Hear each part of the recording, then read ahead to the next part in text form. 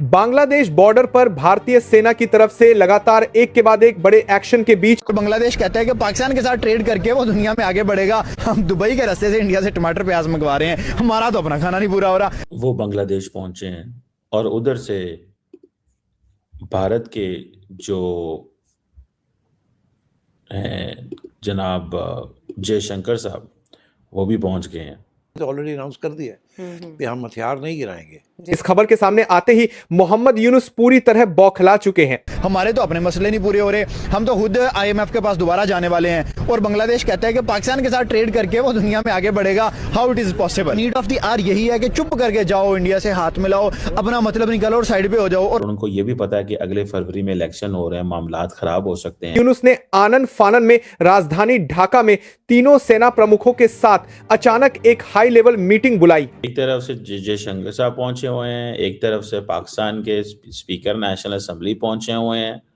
आप जाके कहते हो सीना तान के कि हम जंग लड़ेंगे विद 10 करोड़ पीपल, 150 करोड़ से, तो इट इज नॉट पॉसिबल। ये तरीका ही गलत है। पहले आप रोड पे आ गए हो, उसके बाद आप भीख मांगने पे आ जाओगे और इन दी एंड। इस मीटिंग के दौरान भारत के खिलाफ बड़े एक्शन को लेकर धमकी भरे संकेत भी दिए गए हैं। आपने करना है कि आपने जाके माफी ही मांगनी है। तो बेहतर है कि टाइम अभी पड़ा है, पानी जो है सर से ऊपर नहीं निकला, अभी आपकी गर्दनों में हल्क में फंसा है, जाके अभी मांगो और अपनी जान भी बचाओ। बांग्लादेश के 3 अहम डिवीजनों को टारगेट किया है। भारतीय सेना की कार्रवाई का दायरा लगभग 250 किलोमीटर तक फैल चुका है। ये समझी जाती हैं कि she restored parliamentary democracy, 1991 military backed rule.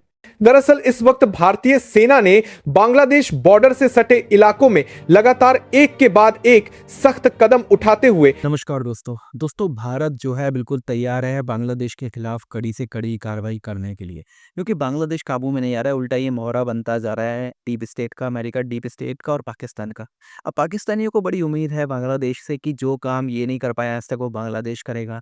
Bharat को थोड़ा तंग किया जाएगा, डिस्टेबल किया जाएगा बांग्लादेश के जरिए, और बांग्लादेश पूरी तरह से एक मोहरे की तरह से काम कर रहा है। लेकिन मोहम्मद यूनुस की कंडीशन अब ये हो गई है कि इसको भागने का रास्ता नहीं मिल रहा है। जैसे-जैसे समय बीता है, इसकी कंडीशन बांग्लादेश में खराब से खराब होती जा रही है। अब भारत का दबाव बढ़ता जा रहा है, सेना पूरी तरह से तैयार है और नए आर्मी बेस भी बन चुके हैं और बांग्लादेश को सबक सिखाने का काम भी शुरू हो चुका है, जिसकी वजह से बांग्लादेश में इस समय बहुत ज़्यादा टेंशन है। आप इस सबके बारे में क्या सोचते हैं? क्या भारतीय सेना की कार्रवाई बिल्कुल ठीक है? कमेंट ज़रूर कीजिए, कमेंट बॉक्स में अपने विचार ज़रूर लिखिएगा और वीडियो अच्छा लगे तो लाइक करें, शेयर करें, चैनल को सब्सक्राइब करना ना भूलें और बेल का आइकन प्रेस करते हैं लेटेस्ट नोटिफिकेशन। आइए आगे बढ़ते हैं इस वीडियो में।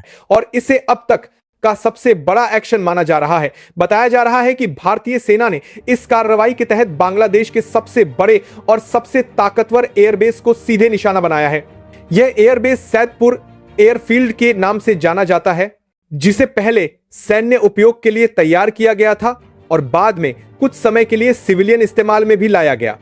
लेकिन हाल के दिनों में बांग्लादेश इसी एयरबेस को अपने बड़े मिलिट्री कैंपेन और एयरफोर्स की तैनाती के लिए पूरी तरह इस्तेमाल कर रहा था। इसी को ध्यान में रखते हुए भारतीय सेना ने यहां बड़ा एक्शन लिया है। यहां बड़ा एक्शन थे इस प्रकार की आपके आर-पार की भारत की तरफ से लगातार कई ड्रोन अटैक किए गए, जिनके जरिए इन तीनों डिवीजनों को टारगेट किया गया और सैदपुर एयरबेस को भारी नुकसान पहुंचाया गया। यह एयरबेस भारत के चिकन नेक इलाके के बेहद करीब स्थित है, जो रणनीतिक रूप से भारत के लिए बेहद संवेदनशील माना जाता है। सबसे अहम बात यह है कि बांग्लादेश इसी एयरबेस से चीन द्वारा दिए गए कई फाइटर जेट्स को ऑपरेट कर रहा था। अब भारतीय सेना की कार्रवाई के बाद जब इस एयरबेस को नुकसान पहुंचा है तो पूरे बांग्लादेश में अफरा तफरी का माहौल बन गया है। अब मैं अगर आपको खालिदा जिया के बारे में बताऊं, इंपॉर्टेंट नेशनल लीडर थी, हसीना वाजिद ने उनको बड़ा टाइट रखा। और हसीना वाजिद के पीछे किसकी सपोर्ट थी? इंडिया की। खालिदा जिया ने भी मल्टीपल टाइम्स वज़ीर आज़म रही हैं। कहा जाता है कि फर्स्ट वुमेन थी जिन्होंने ऑफिस ये हुआ। बांग्लादेश नेशनल पार्टी, बांग्लादेश की पॉलिटिकल हिस्ट्री में उनका बड़ा किरदार है। उनकी जो मौत है वो बांग्लादेश की सियासत के हवाले से बड़ा नुकसान है। अभी जब सागडार साहब गए थे तो उनको मिल के आए थे। स्टेट मॉर्निंग हो रही है वहाँ पे, नेशनल ट्रिब्यूट पेश किए जा रहे हैं। अगर शेख हसीना वाजिद को, आपको पता है Sheikh Hasina Wajed didn't allow her to travel abroad, उन्होंने अलाउ नहीं किया था उनको कि वो बाहर जा सकें। मोदी साहब ने मैसेजेस भेजे हैं सिंपथीज के, कंडोलेंसेस, दिस दैट, ये वो। पाकिस्तान के जो प्रेसिडेंट एंड प्राइम मिनिस्टर साहब जो हैं उन्होंने भी अफसोस का इजहार किया है, चाइना, सारी दुनिया ने किया है। लेकिन जो खालिदा जिया की जो पॉलिटिक्स है वो ये है कि उनके जो हस्बैंड थे प्रेसिडेंट जियाउर रहमान, उनकी वफात के बाद हुई। पहली बात तो ये एक इंस्टीट्यूशनलाइज्ड डायनेस्टिक पॉलिटिक्स है, ठीक है जी। बांग्लादेश में ऐसे जैसे पाकिस्तान के अंदर है, इंडिया के अंदर बीजेपी कहती है कि नहीं जी हमारी अलग है। उनकी कंट्रीब्यूशंस ये समझी जाती हैं कि she restored parliamentary democracy, 1991 military backed rule था। उनकी पार्टी ने पार्लियामेंट्री सिस्टम जो है वो लेके आई, प्रेसिडेंशियल अथॉरिटेरियनिज्म ख़त्म की, न्यूट्रल इलेक्शंस कराए। तो ये चीज़ें जो कुछ हैं, इकोनॉमिक लिबरलाइजेशन की बात हुई, वुमेन पॉलिटिकल लीडरशिप सामने आती है। खालिदा जो जिया है उसने बेसिकली बांग्लादेशी नेशनलिज्म को भी प्रमोट किया, इस्लामिक कल्चरल रूल को भी प्रमोट किया, लेकिन उनकी हसीना से बहुत ज़बरदस्त किस्म की दुश्मनी थी। और जो बांग्लादेश की पॉलिटिक्स है वो बहुत ज़्यादा पोलराइज रही, याद रखें, वो पोलराइज रही for long long long time, और अभी भी पोलराइज्ड ही है। आपको इस चीज़ को थोड़ा सा देखेंगे अगर आप, कि अभी भी ये पॉलिटिक्स पोलराइज्ड ही है। तो मैं जब इसको देखा कि ये हमारे भी वहाँ पे लीडर पहुँचे हुए हैं, इंडियंस भी पहुँचे हुए हैं इनिशियली, और उनको पता है, आपको पता है कि उनके जो बेटे हैं वो भी अभी आए हैं, जारी बात है, वो भी अभी आए हैं ना उधर इंडिया बांग्लादेश के अंदर। उससे पहले तो वो भी बाहर थे, ठीक है जी। खालिदा जिया जो हैं वो, उनके बेटे बाहर रहे हैं पूरी जिंदगी। अब दोनों पाकिस्तान और इंडिया का जो कंपटीशन वहां चल रहा है, जैसे मैंने कहा, इंडिया की एक डीप स्ट्रक्चरल इन्फ्लुएंस है, पाकिस्तान का एक लिमिटेड सिंबॉलिक पॉलिटिकल आउटरीच है। That the two differences. India की डीप स्ट्रक्चरल इन्फ्लुएंस है वहां पर, जिसको बेसिकली ये जो वहां पे एक आप इसको रेवोल्यूशन कह लें, जो भी कह लें, जिन्होंने रेवोल्यूशन कहा जा सकता है कि आप इतनी बड़ी अपराइजिंग हुई वहां पे और इतना कुछ हुआ।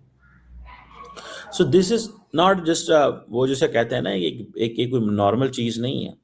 हमारा एक पॉलिटिकल आउटरीच हमने कर रहे हैं, इंडिया का स्ट्रक्चरल इन्फ्लुएंस है, और क्योंकि बांग्लादेश ने आज़ादी पाकिस्तान से हासिल की तो वो एक चीज़ चल रही है। से तो बड़ी क्लियर है पोजीशन कि एक इंटरनेशनल फोर्स बनेगी, उसमें ये ट्रूप्स आएंगे मुख्तलिफ ममालिक से, उसकी जो लीडरशिप है वो डोनाल्ड ट्रंप करेगा, और उनका मकसद पीस रखना है जी मगर इसके अलावा एक और भी मकसद है, वो ये है हमास को डिसआर्म करना, जी बिकॉज ये इजरायली डिमांड है कि हम इस किस्म की फ़ोर्स को उसी सूरत में इजाज़त देंगे कि अगर वो हमारी मदद करे टू डिसआर्म हमास से हथियार उनसे छीनने हैं।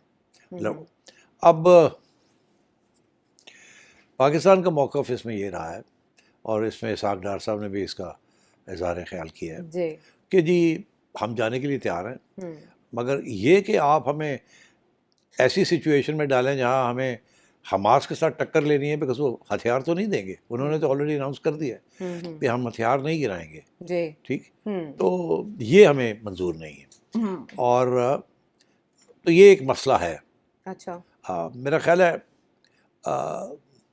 अगर ऐसी सिचुएशन ना होती